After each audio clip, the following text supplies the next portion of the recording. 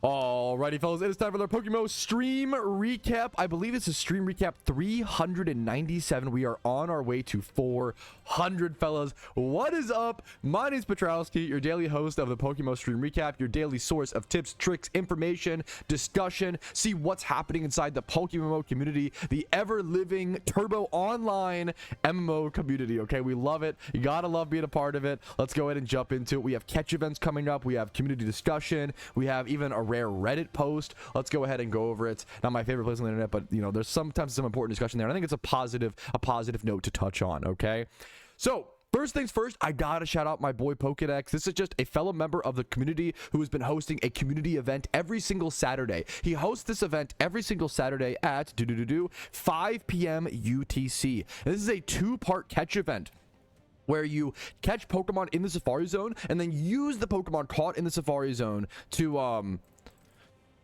battle. And I think it's a lot of fun. It's like technically like a PvP tournament, but you don't need to be good at PvP to do this. Like, this is just a fun, like, raw Pokemon, like bringing us back to what Pokemon was when you were a kid. There's no EV training, like no XP training, no like items. Like, you're just catching Pokemon, battling your fellow players, your friends. And I think it's a lot of fun. I think it's a really, really unique, cool tournament, and I want to keep shouting it out because it is a really cool opportunity to have a really unique, fun experience Pokemon and win some prizes, dude. The prizes are pretty cool. 7-day donor status just for showing up for like 2 hours or so, having fun, playing some games. It should be a blast. Check it out. Link should be over on the forums, PokeMMO official forums under unofficial events. Next up, we have official catch events. Now this is the 3rd of October. This is tomorrow as I'm recording. Today, as of the stream recap, very soon after the stream recap, so you better click these fast so you get to stuff like this. This is Friday the 3rd of October, 10 a.m. ET. This is 2 hours after I release my stream recap. Route 12 Unova. You have 1 hour to catch as many Combi and Beedrill as possible.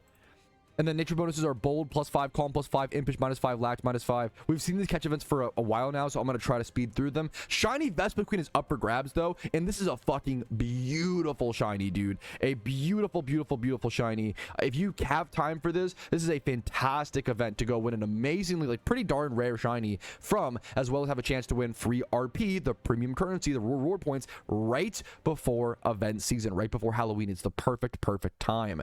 Next up, there is a Wailmore and Wailord catch event on Sunday, the 5th of October. So 2 catch events this weekend. 5th of October, 1 p.m. ET, Route 129 in Hoenn.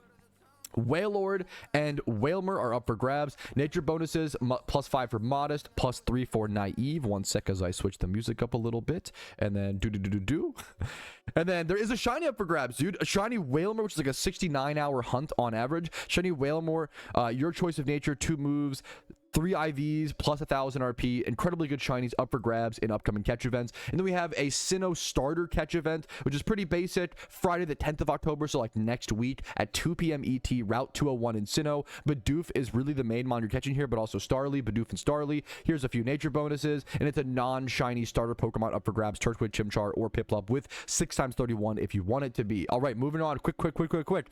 Chinese catch events. These are mostly important for Chinese players, Australian players, shout out to you guys, as well as graveyard shift workers or people who are on a different type of schedule. If you cannot make the Western world catch events, these are the catch events for you. Check the time zone, you know, go Google Beijing time to my time zone, yada yada yada. This is a Meowth catch event at Saturday, October 4th at 1600 Beijing time in the Kanto region. Someone I did translate this. What did they say it was? Oh, I forget now. Oh goodness, it's a very specific location. I think someone said, I don't remember, I'm so sorry. This is a weird one because this is the only translation I haven't been able to like really crack. But Kanto, it's a Kanto spot in Meowth, and there's a shiny Meowth up for grabs. This is a Chinese catch event, just roughly translated. You said 5 Island Meadow. Thank you so much. Thank you. The 5 Island Meadow is where this event is. Thank you. These are roughly translated via Google Chrome. I'm doing the best I can for you guys. Thank you so much. Coughing catch event, another Chinese catch event on October 5th, 1600 Beijing time. Johto Safari Zone in the swamp or marsh area. I forget what it's called in English. 1 hour to catch as many coughings or gas bombs as possible. And then you get a shiny, amazing, beautiful shiny, dude. Shiny coughing up for grabs. Next up, Marl catch event, October 10th, Friday at 1600 Beijing time. Hoenn region, Route 104. Marl's the only Pokemon up for grabs.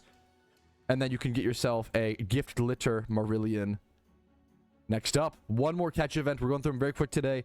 We have some long posts to cover today. Saturday, October 11th, 2025 at 1600 Beijing time on Route 18 in Unova. You can catch some slippery boys and get yourself a Scrafty, a shiny slippery boy even. I love that this is the translation, the slippery boy. Yeah, I love Scraggy. Amazing Pokemon, Scraggy and Scrafty. Very fucking cool Pokemon. Shiny slippery boy. Check that out.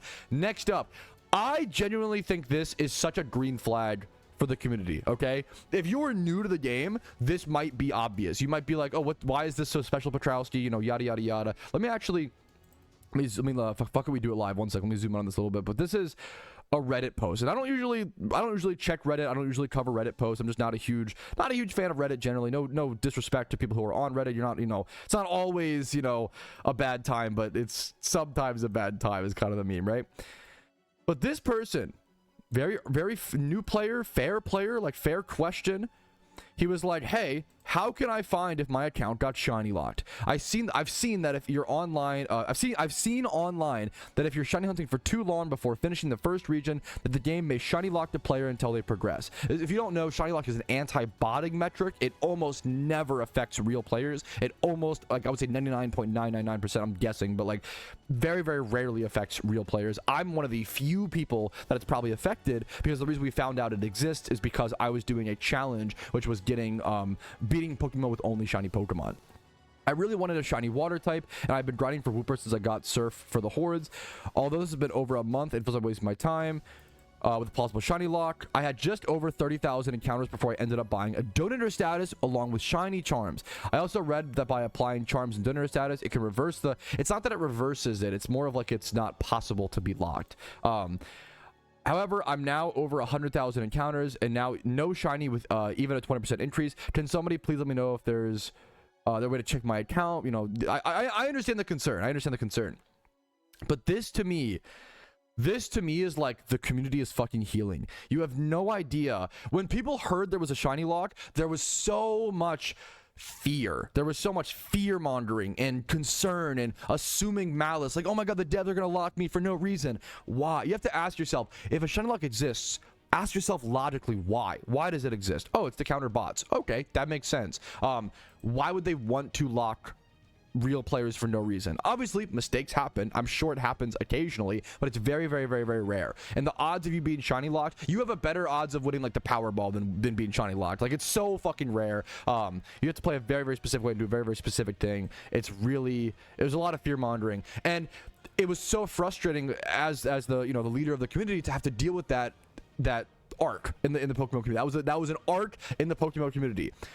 And to me, when I see people on Reddit even being like, they have the correct information, we didn't know this. If you have Donator status, you are 100% not shiny locked. You know, someone said like, oh, I'm 165k dry. Like, it's just really rare, right? I couldn't believe how many people actually had the correct information. And this guy was like, if you play, you know, like a regular player, you'll never be shiny locked. Shiny locking during the storyline, they're coming to bot. Like, there's so much good information here. There was so much good information here, and I was so impressed. Yeah, if you ever have Donator status, you can't be locked. It's really rare thing. I was so impressed. I was so impressed by the replies here, and to me, this is the community healing. This is the community healing from misinformation, healing from fear, healing from like illogical discussion. I am so happy to see it. It literally like warms my heart genuinely. So I just wanted to shout out that post and all the people there and trying to spread the correct information in PokeMMO and be empathetic to people. Like, I think it's an understandable paranoia. It's an understandable fear. You don't want to be like, oh, you're so dumb for thinking you're shiny locked. That's not fair, right? It's an understandable fear because it exists. I get it. Shinies are also just one of those things that they're so rare and they're so difficult to get. You don't really feel like they're real until you get one. I had a very similar experience in old school RuneScape. Right? In old school RuneScape, I was like, oh man, like, do people really get 99s? Like, I didn't really feel like I could get a 99 until I got one, and I was like, oh my god, no, I get it now. It clicks. Once you get your first shiny, everything is becomes so real. So I thought that was interesting. To me, that was a healing post. Next up, we have two very long posts to get through. Pretty long, okay? But it's really important discussion for the game. Let's jump into it. Arthib, who I've seen consistently having productive discussion on the forums, so I really fucking appreciate him. I want to shout that out. First things first, I always see him saying good stuff in the comments, in my personal opinion, obviously. He made this post: complete overhaul of the alpha Pokemon system.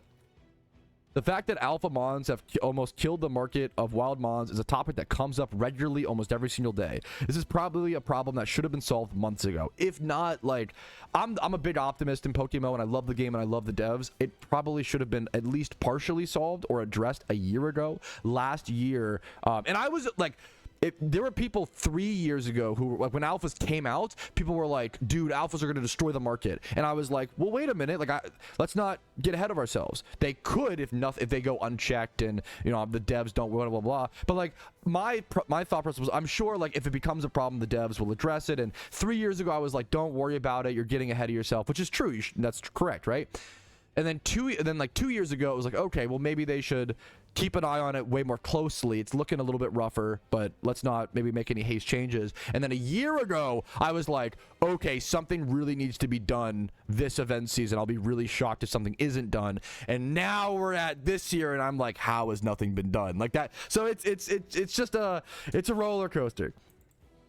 There is 600 plus Pokemon in the decks. How many of them are viable for catching for profit nowadays? The answer is very low, and that's pretty sad. While the market crash is a real problem, we still need to consider everyone's opinion in order to find a decent alternative for everyone. So the goal of this suggestion is to solve the market problem while trying to satisfy the two main schools of thought on the subject. Those who want to see the alphas nerfed to restore a healthier market. Those who want alphas to remain 2x31 and very regularly obtainable. The alpha, I don't know if these two things can be... The problem is, I don't know if these two things can be simultaneously existing, but I'm curious to see. The alpha update / rework. The alpha, this is his ideas, right? Alphas no longer spawn randomly once per in-game day. They are now obtainable in the wild like other Pokemon. A few specific examples. Alpha Pokemon will not be available in the wild. Reserved special events. Legendary starter, Pheno. Okay, so this will be available. But like, basically, there's a small chance of encountering an alpha Pokemon in the wild. I think that's interesting. I like the idea of that. Plus, it would then make like legendary hunting and shiny hunting be more interesting. Eligible wild-caught mons... eligible wild mons caught that meet both conditions 2x31 and 120 plus are now alpha mons. A wild Pokemon will be reveal its hidden ability in its alpha look once caught. I see. So he's saying, like, if you encounter a wild Pokemon, this is interesting. If you encounter a wild Pokemon and it's 2x31 and 120 plus, it will just be an alpha. A wild Pokemon will only reveal its hidden ability in alpha look once caught. I don't know if we I don't even know if we need this. I'm a big fan of nerfing alphas. This almost feels too harsh. But I'm not sure. Depends on how many, what's the rate of these per hour, I guess, or how often we see Pokemon like this. Maybe this is okay. I'm not sure. Now first things first. My counter argument to, instead of revealing once caught, what if you could only see them? It's a really pog moment and a very exciting thing to be. Imagine you're single encounter and running back and forth, and you see an alpha. Like you see a red Pokemon. It's like a legendary popping up. It feels so exciting. It's so fun, right? So I want to keep that feeling if possible. But you replace it with a catching. It's like maybe it's arguable. What if you made it so that horde Pokemon couldn't be alpha? I mean, similar to secret shinies. I think that's an interesting option to counter that off the bat. But it's also possible that you would just see too many Pokemon. Also, to be fair, the problem with that is... no, I think he's thought about this more than me, clearly. The problem with wild Pokemon presenting as the alpha is that you can just tell whenever a good IV Pokemon is in the wild, and that might just be too often. That rewards shiny hunting and legendary hunting, which is cool, but it doesn't reward catching for profit nearly enough. Whereas specifically only revealing them once they're caught really rewards catching for profit. It rewards the consumption of Pokeballs. I think this guy's this is what it's like to like really think through something. I read someone else's opinion, I think through it, I question it, I try to make the counter arguments, and then I counter my own counter arguments and kind of see where they're coming from, and then decide whether their opinion, whether their thought process is correct, or I have a sufficient enough counters. And I think he's right. I think he's thought about this more than me. I think this is correct. It's cool to think about it in live time. Hopefully on stream people find it interesting to see. Anyways. Otherwise, it would be OP. He even I swear I didn't read this. Otherwise, it would be OP because it would reveal that good IVs of mod before he explains. I didn't even read this yet. The hidden ability will be available for this mod, but he will not use by default. Interest. You have to. Ooh, you have to use ability capsule. That's interesting. I mean, it's really good for the market. It's really healthy. It's actually super, super healthy.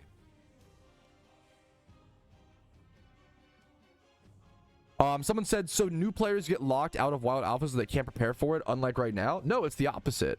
It reveals its alpha once you catch it. So, like, the catch will be, for my understanding, the alphas will be much easier to actually catch. The catching, like, skill swap Spindo will kind of go away, which is, I guess, one of the main downsides of this. It'll just be like catching a normal Pokemon. Like, this is better for new players than right now. I often find a lot of people try to find ways, like any change, to be like, oh, it's bad for new players. Like, it depends. It's more complicated than that. This is actually better for new players that can just randomly find alphas and just catch. It's good for anybody catching Pokemon. What about XP candies? There could be an easy alternative XP candy system, an NPC that gives reward XP candies if you show them a fresh OT alpha card in the last hour. It'd be possible to win capsules from this NPC rewards as alphas need to use hidden ability. It'd be kind of, once again, a counter argument. It'd be kind of annoying. It'd be kind of annoying to, what's the word? It'd be kind of annoying to go have to show an NPC an alpha spawn every single time you catch an alpha. From a player's perspective, I would find that a little frustrating. Does this remove the entire alpha catching mechanic that currently exists? Yeah, pretty much. Killing alpha catching on creation. Killing alpha catch mod. The problem is, I've said for like years, I think people really over prep for alpha catches. You can literally catch every single alpha in the game with the skill swap Spinda and a Breloom, and that's it. You don't need anything else. And then people like hard over prepare. I don't think you need anything more than that. Anyways, alpha Pokemon would still be accessible for everyone. We could theoretically catch even more alphas per day, but they would no longer kill the market. Rather than being an injection of a large number of 2x31s, they would be a natural 2x31s and 120 plus IV mons farmed by players during their catching sessions. Catching for profit will gradually regenerate. It'll be more interesting and enjoyable thanks to the chance to find a cool mon that has access to its hidden ability, which reinforces the feeling of satisfaction, which is really good. It's also like nice, like, this would make a lot of mons with good hidden abilities catching for profit way more viable. All of a sudden, catching Gibbles becomes way more like profitable because you can, or catching like Murkrows, like really good hidden ability mons you can go catch in the wild. I've always liked the idea of them adding a really small chance to make it so. I think it's kind of weird personally that you can't get hidden ability Pokemon in the wild. I think there should be like a really small chance, like 1 in however many hundred, or even 1 in 1,000. That's kind of too rough, but like I think this probably works out. This whole idea comes down to how rare is it to encounter a Pokemon that is both 2x31 and 120 plus IVs. That I just don't know the math on that. This whole idea hinges on that math. Additionally, rather than being present at an unwanted / bad alpha and absent during the good alphas, players could now farm in specific locations to go for their desired alphas. Yeah, I do like that a lot. That's really interesting. This would also nerf those who are going to catch the good alphas with lots of different accounts. Yeah, I do it too. Yeah, you can't blame players who are hopping on alt accounts to go catch a bunch of alphas. It's a blame the system sort of thing. Absolutely. Won't players just hunt Dittos? That's a good question. Does this make Ditto hunting too strong? Becomes an interesting question. I don't know. I don't think so, but it's possible. People are gonna hunt Ditto regardless. Does this make it so? It's a good. I want counter arguments. Like that's a great point. This is not my post as well. I'm just trying to like think through. We're all just having discussion. Everyone wants the market to be. It's important to remember that we are all common ground. We all have the same, hopefully, goals, right? We all want the market to be healthy.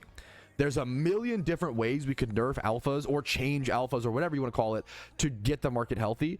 I think this is just a really, I think this guy put a lot of effort. He put his neck out there. He's the man in the arena today. He put in a lot of effort into doing this, and I really, really respect it. I think he did a really good job, in my opinion. I think it's pretty darn good. I actually really like this personally. I'm sure there's things to be improved on and things to be touched on. I think the Ditto argument is really, really, really good. I'm trying to think of like, why would you not just farm? Obviously for like certain species, like you do need rough skin. You can't breed a hidden ability Ditto with like a Gibble and get hidden ability Gibble. That's not how it works. You have to have the hidden ability Gibble. So maybe that demand in itself would be enough. I think it's pretty interesting. How would this affect breeds too? Like, will my breed up to become, I mean, it shouldn't affect anything. It should be like, oh, no, it shouldn't be. I see what you're saying. If you breed a Pokemon that's 2 times 31 and 120 plus, will it become alpha? I can't imagine that's the case. It's a great question though. That's a fantastic question of like how to, like, that's a fantastic question. I can't imagine that's the case, but they'll have to code around that. That's a great question. Like, but yeah. You know what would really shake up the game? Make alphas not tradable.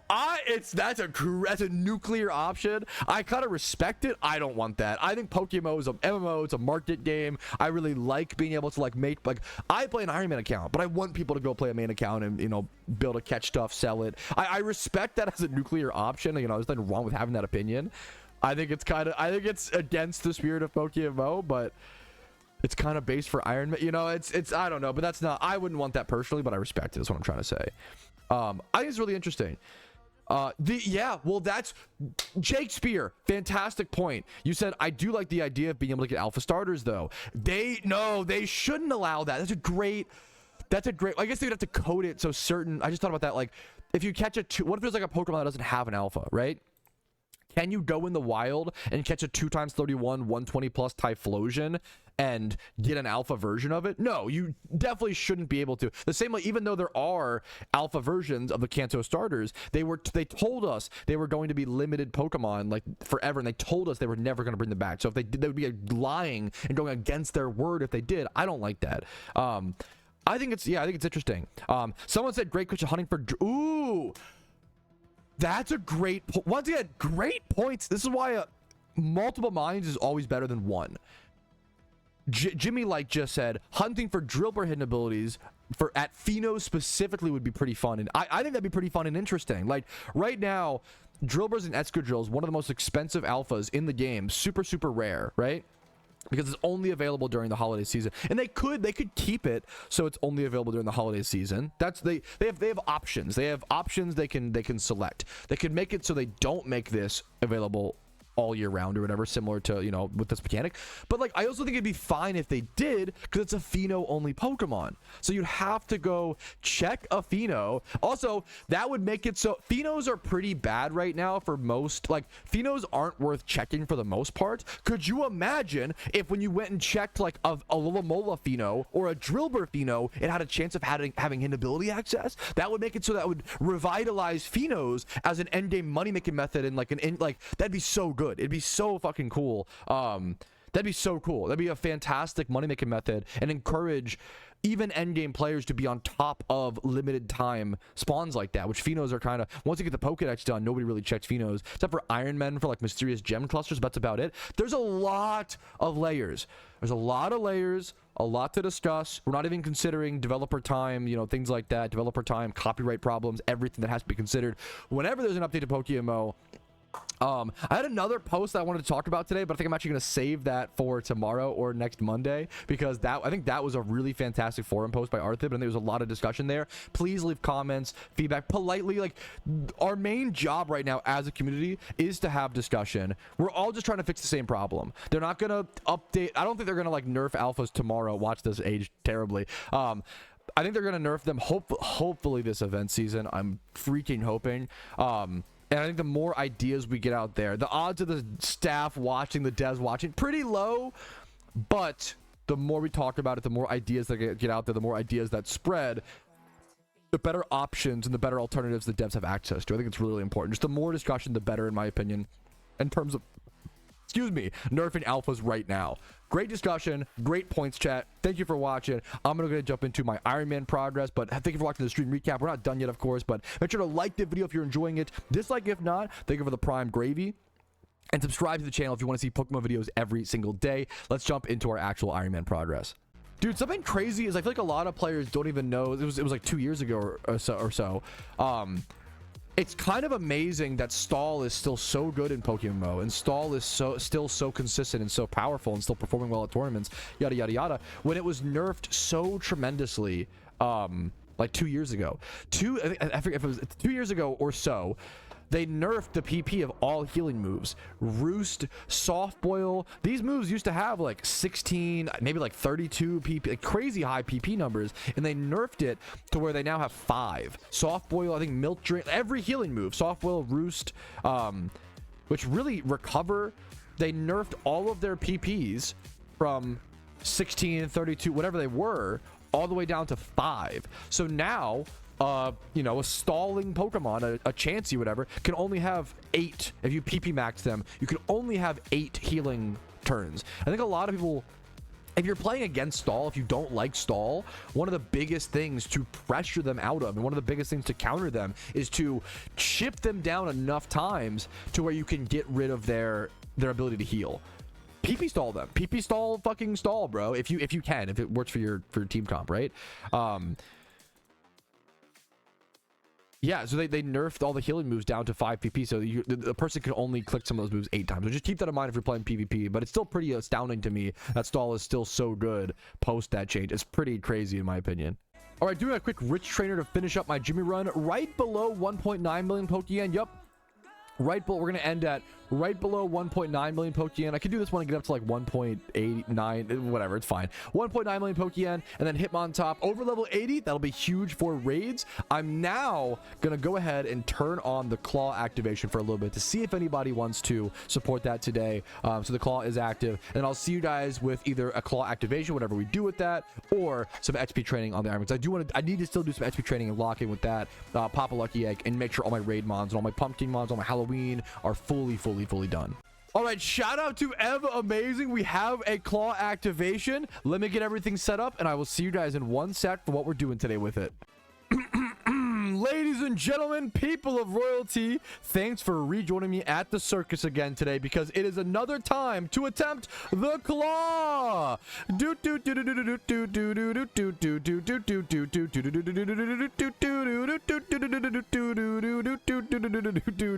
claw did not open very well there. We got a maneuver. I'm going for this red one oh no, it's a little too high up is the problem. I have not lost the game yet, but it could happen. I can't open the claw enough. It's too stuffed. We're going to go over here. Maybe try the pink one. Okay. Gettable. Winnable. Oh, no, but the pink one is... Okay. Oh, wait. Surely we can get something. Oh, it's so close. I can't get closer. Oh, I'm running out of time. Come on. I can't get it. Am I gonna have to play twice for the first time? Oh, I got two. Oh, I got one. I have to. I'm running out of time. I got it. It literally, the noise played where I lost. I literally just got it in time. That was actually like, I don't know if you guys can hear the sounds of the machine. That was down to the wire. XP train. Womp womp. That is probably the most boring one in here, but honestly, it's also the one that I need to do the most. So you know what? That is PokeMMO Iron Man progress. We love to see it. This is a good question. Someone said, let me get the side game off screen real quick, excuse me. Someone said, hey Pat, if a person wins a catch event, why would they choose something other than a 6x31? So there's a few things here. Number one, obviously, hopefully, I'm assuming you know this, obviously some catch events don't allow you to pick a 6x31. If it's a shiny prize, it's usually 3x31 and then like 2 times, and the rest of the stats are like 20. There's 3 selectable IVs you could make 31 or 0 or whatever, but then some are going to be 25 plus or 28 plus or whatever it is, right? However, on certain certain Pokemon, like let's say, yeah, on certain mons, you want to go 0 speed for Trick Room. Like let's say you win a Conkeldurr, right? You might want 0 speed instead of 31 speed to help him operate under Trick Room more effectively and go like Brave Nature over Adamant, for example, to once again minus that speed. There's also things like foul play damage. So if you're like an Espeon competitive Pokemon, right? You actually want 0 attack because that foul play damage is going to hit you way harder if you have that attack stat. So usually it depends, but usually things like Trick Room, you want lower speed to avoid foul play damage, especially if you're a mon that doesn't need physical attack but takes really hard damage from dark types. You want to make sure your attack is low. What else? Great question. Really, really good question.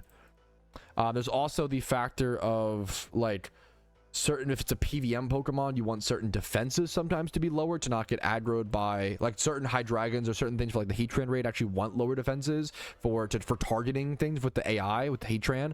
There's a lot of different things honestly why you might not want 6x31s, but I would say on average you probably just go, if you win a catch event, you have the option for 6x31, you just go that like for on average, but depends on the Pokemon. It's a great question. Alrighty, fellas, it is either your most favorite or least favorite part of the stream recap. The part depending on who you ask, okay? It's gonna be very, very divisive. I have not done a MOVIETROUSKI take in a while, okay? These are just where I basically share my opinions, my thoughts, my opinions on some movies. It's just a lot of fun. It's not for everybody, but I love discussing it. A lot of people really enjoy it, and it's just a cool thing to open up discussion. And pretty much everybody watches movies to some extent, okay? Let's go ahead and start from the bottom and move our way upwards, okay? I watched a lot of movies since the last time I've done this. Requiem for a Dream. Me and my wife watched Requiem for a Dream for the first time ever in theaters. I think it was pretty good. I want to say I almost want to say it's a little overrated, but I still gave it I give it an 8.7 out of 10. I think it's some of the best cinematography of all time, some of the best creative editing of all time. Like it's kind of, I think it's an artsy movie, but most people don't call it that, but I think it is. Some of the best music of all time in a movie. The music is like constantly, the music is fucking, it might be the best music. It's so good. That's hard to say though, but I really do wish, my take was, I wish the plot was deeper. I wish the plot was deeper and the message was more aside from drugs are bad, lol, which is obviously, you know, that's which is maybe a simplistic or reductive view to view it, but I still give it an 8.7 out of 10. I thought it was an amazing movie. I don't want to focus on the negatives. Next up, Inspector Ike. Very like weird niche little comedy movie that I found because Stavros Halkias is in it, and then John Early, some like niche comedy people are in it, and this was a really fun little low budget indie movie. Like if you're gonna watch any low budget movie, I think this is one of the more interesting ones to watch. Inspector Ike was a lot of fun, not for everybody. What really stood out to me was the acting performances. This is it's like a cat and mouse style detective. I should say what the movies are to a larger extent. My apologies, I'm just assuming you know them. Inspector Ike is a detective cat and mouse movie, but it's largely an ironic comedy and very like poking fun. It's just stupid. It's almost like a Dumb and Dumber detective movie is kind of the best way to put it, but a little more subtle than Dumb and Dumber, let's say. I gave it a 6 out of 10. It was a lot of fun. I did watch 2 different movies called Good Boy. That's actually true. That's actually hilarious. Yes. The Jurassic Games. This was a shitpost movie. I love watching shitpost movies. This is if you combined Hunger Games and Jurassic Park. It's literally that simple. The plot is actually pretty good in my opinion. The plot is actually good, but the acting is all pretty bad. The effects are like laughably bad, and that's kind of the joke, but I didn't really feel that. It's a fun, dumb dystopian thriller that actually like is a kind of an adventure movie that has a good plot, but the budget was not there. The dialogue terrible, but there's some redeeming qualities. I give it a 3.9 out of 10. Next up, Agent Cody Banks. I did not watch this movie recently. I just realized that I hadn't reviewed it, and obviously I watched it growing up. This is the best kids movie, one of the best kids movie of all time. Agent Cody Banks. I gave it a 5 out of 5, a 10 out of 10, and a like. And my review was, I refuse to watch this as an adult because I don't want to give it an accurate rating. Agent Cody Banks will live on as a 10 out of 10 in my head. Okay, there's my Agent Cody Banks. Next up, a stand-up special. I had no idea who Caleb Heron was until this stand-up special. I had seen like a clip on like social media. I had never heard of him before, never seen him before this clip. I knew that my wife kind of liked him vaguely, but that was about it. This guy blew me away, man. He was really funny, like genuinely really funny, really heartwarming. Like, it was a perfect mix of a stand-up special, in my opinion. Comedy is the most subjective thing of all time. If you don't like this, I get it. More power to you. Especially comedy is super subjective, let alone stand-up special, or yeah, stand-up, let alone comedy, let alone stand-up. I thought this was like weirdly the perfect stand-up special that like the world needs right now, man. I think it couldn't have come at a better time. I think it's really beautiful, really heartwarming, really wholesome.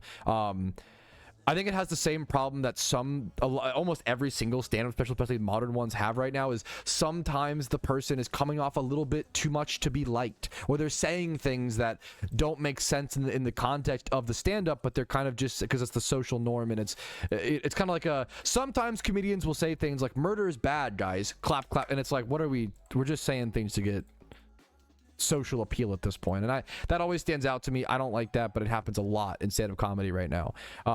Next up, Spider-Man 1. Me and my wife watched it in theaters. She had never seen it. She got to see it for the very first time in theaters. It was a lot of fun to rewatch this, and I think back on the original like Tobey Maguire Spider-Mans, and I think of them as kind of being like pretty cheesy, and they are pretty cheesy, but honestly it was more serious and better than I remembered. I remembered it being like really cheesy, like the pizza time, like that's Spider-Man 2, but there's so many like meme quotes and meme scenes that come from the original Spider-Mans, and yeah, they are really memey, they are really fun. We owe them so much credit for being like some of the real modern age superhero movies. They're a lot of fun, dude. They're super good. Spider-Man 1, I think it's an 8 out of 10. I think Spider-Man 1 is an 8 out of 10, and Spider-Man 2 is a 9 out of 10. I think they're both really solid, good movies. Next up, watch Django Unchained for the first time, dude. I know it's a crazy movie to have never seen, and also you may see the 8 out of 10, but I gave it an 8.6. So it's better than an 8 out of 10, don't get me wrong, just a flat 8. It's an 8.6 out of 10 in my opinion. I was really impressed. I've told this a few times actually in recent live streams, but I was really impressed. Like, it's a movie about slavery and a slave breaking from his chains and kind of becoming his own man, and what that looks like, and him being like the main character of this really cool, it's at its heart, it's really just a fun action movie. Like, I didn't expect that. I expected it to be heavier, but it is like largely just a fun action movie. Peak movie, it's a pretty low rating in my opinion.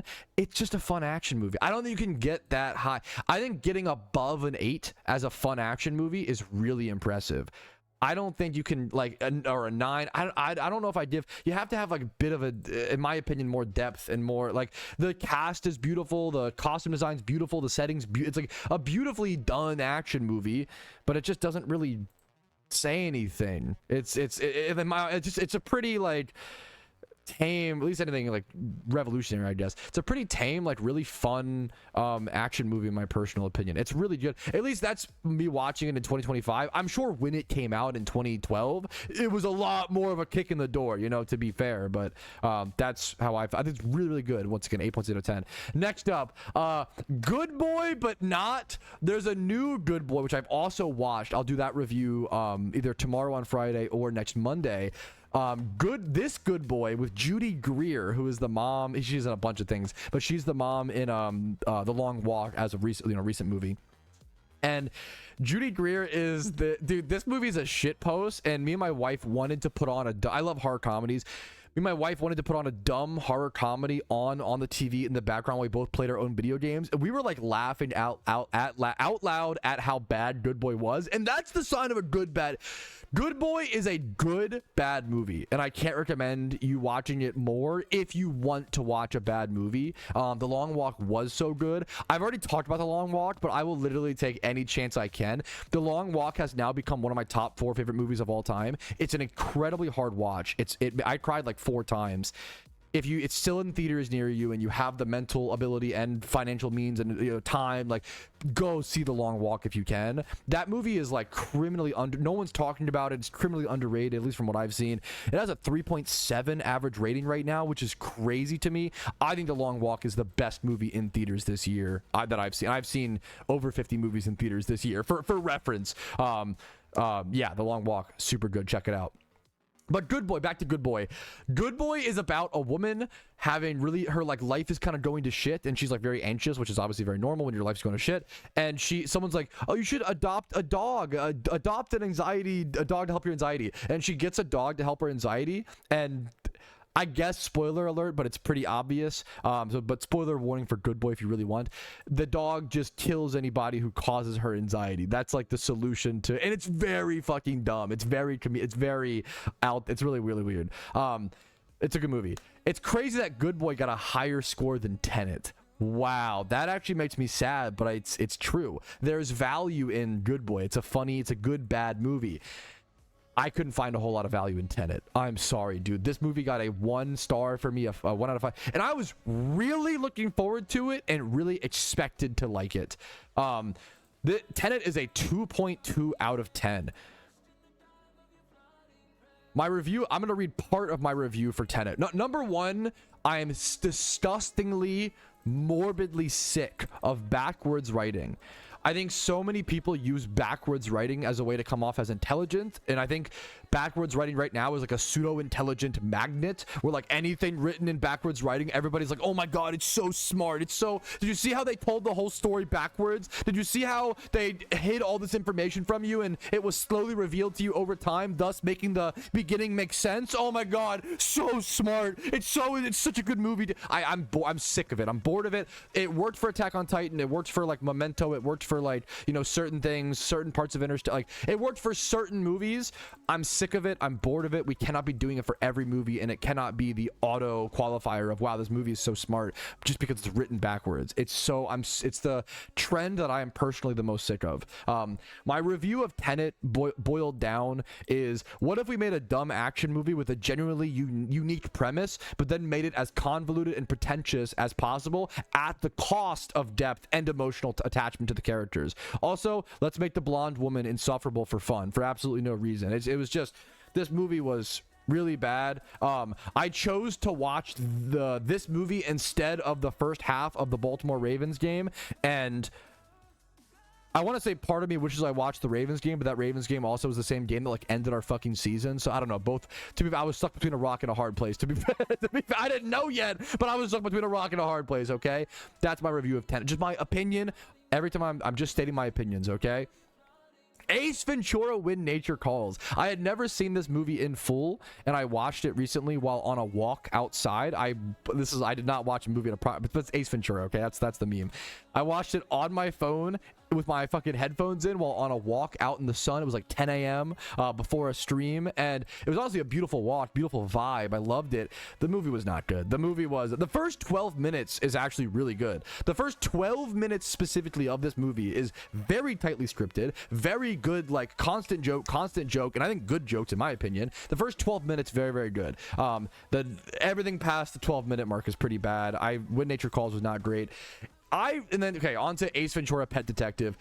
Ace Ventura: Pet Detective has a soft spot in my heart, okay? I have nostalgia for it. I love it. There's some good bits. I love Jim Carrey's like charisma, and I love his style. I love how fucking vibrant he is. Jim Carrey just never lets up. He's always hyper. He's always active. I love Jim Carrey. I love the character that is Ace Ventura.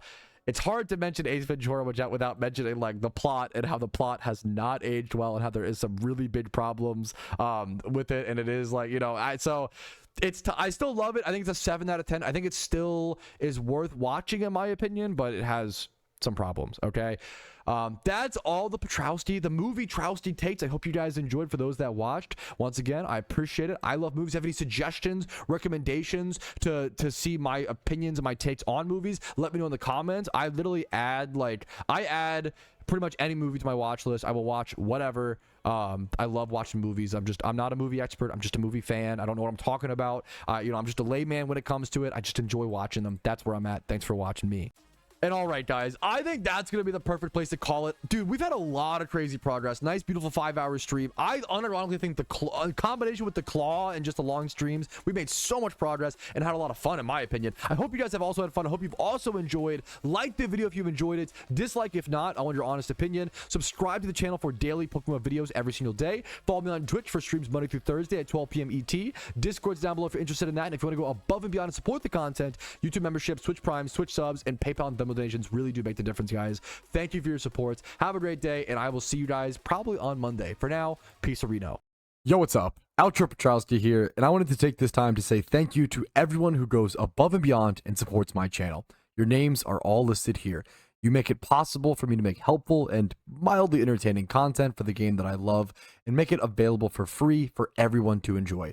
Thank you so much for allowing me to even be here.